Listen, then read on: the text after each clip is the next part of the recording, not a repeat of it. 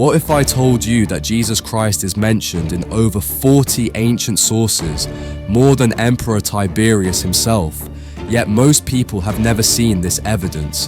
In the next few minutes, you'll discover proof from Roman officials, Jewish historians, and even Jesus' enemies that will completely change how you see history. This isn't just religious belief. These are documented facts that have been hidden in plain sight. The Gospels are amongst the most important testimonies confirming Jesus' existence. Though often perceived as religious texts, they also have enormous historical value. They were written relatively quickly after Jesus' death, within 30 to 60 years, which in the context of antiquity is an extraordinarily short period. What makes them exceptional is their consistency with the historical and cultural realities of 1st century Palestine. As historian Craig Blomberg notes, the Gospels are amongst the best preserved ancient texts, and their content reflects the reality of those times.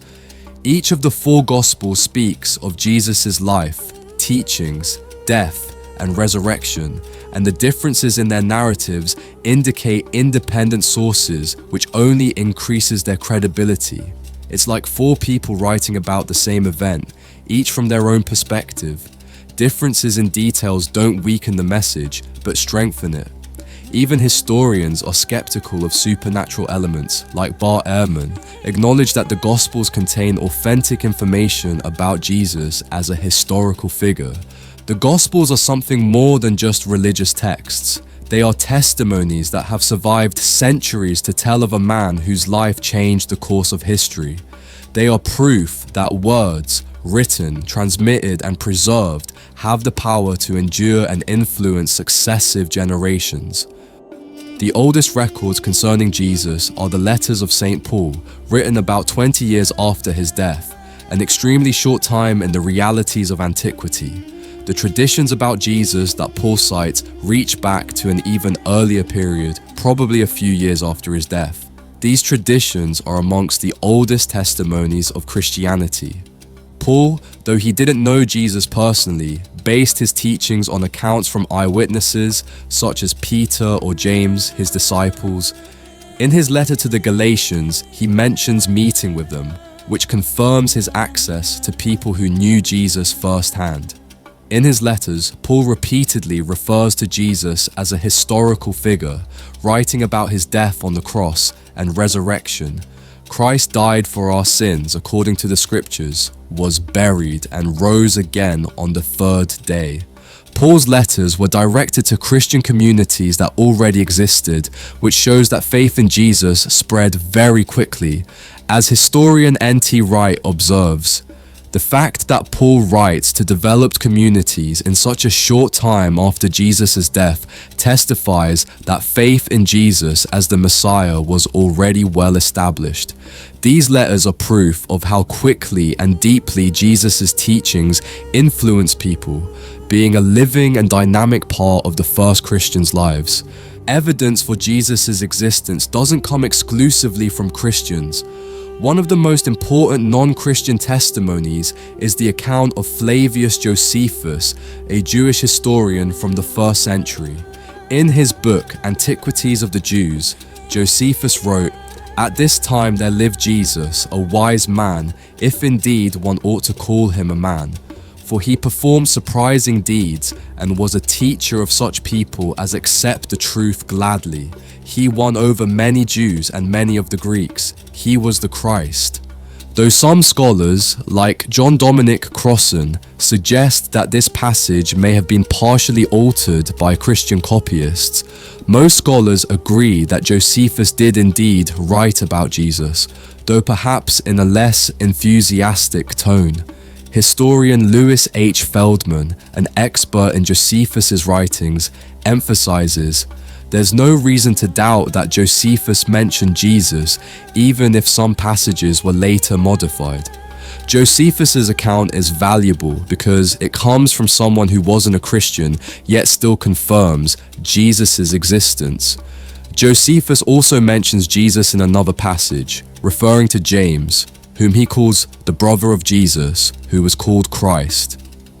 Such testimonies show that Jesus wasn't merely a figure from Christian stories, but someone who exerted a strong influence on people of his times.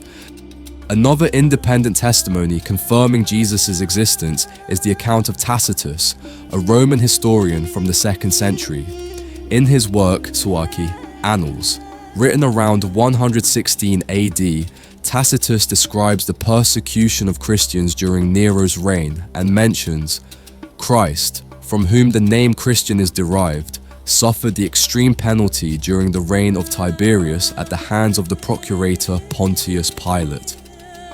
Tacitus, as a Roman senator and historian, had no interest in promoting Christianity, which he called a pernicious superstition. His words are, however, one of the most important independent confirmations of Jesus' existence. Historian Edwin Yamauchi emphasizes that Tacitus, as a credible historian, provides independent proof of Jesus' existence and crucifixion. Moreover, Tacitus didn't rely on Christian accounts, but on official Roman archives or other credible sources.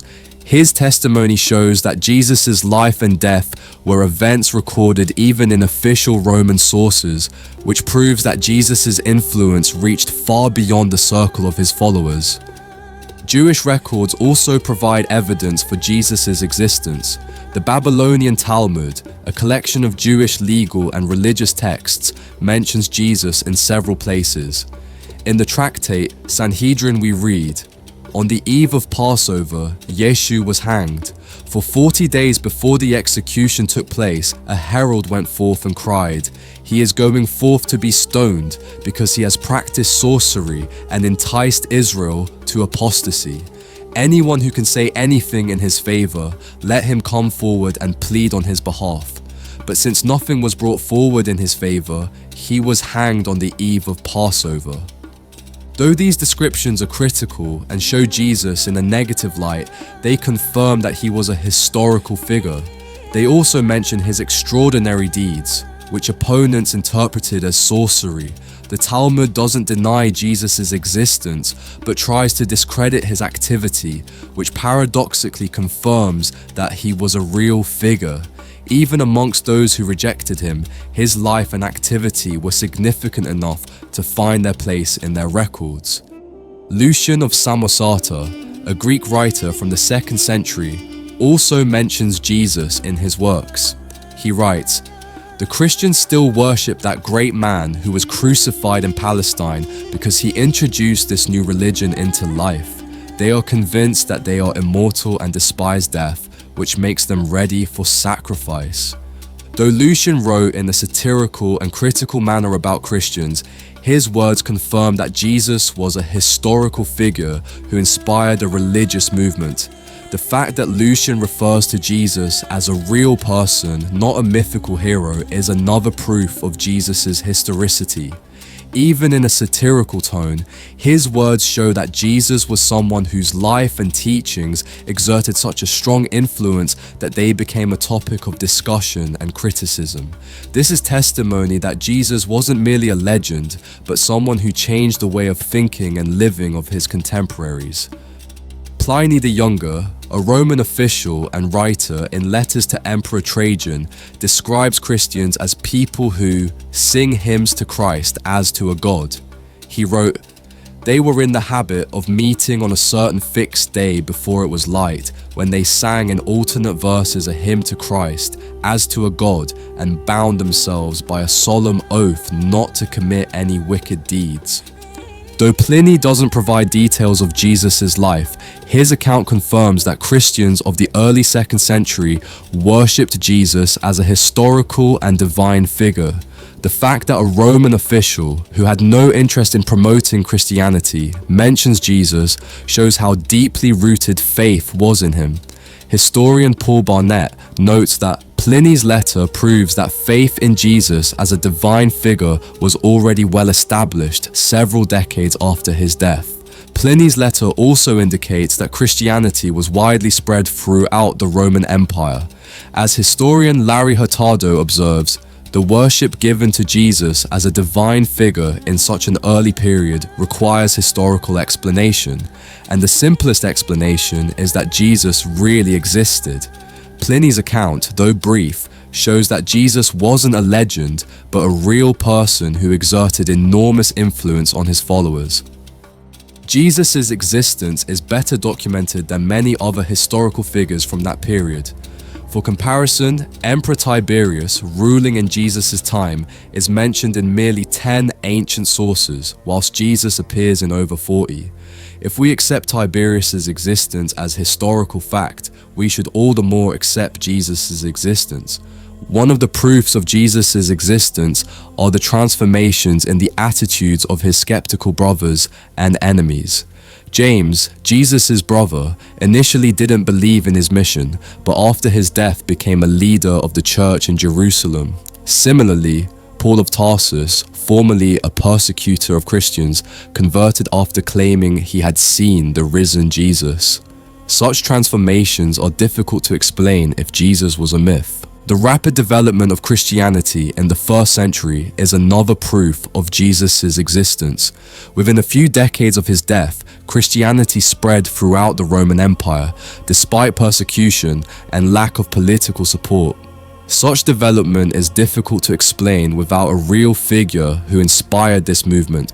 Archeology, though it doesn't provide direct evidence for Jesus' existence, confirms many details from the Gospels, such as the existence of Pontius Pilate or burial practices in Jerusalem.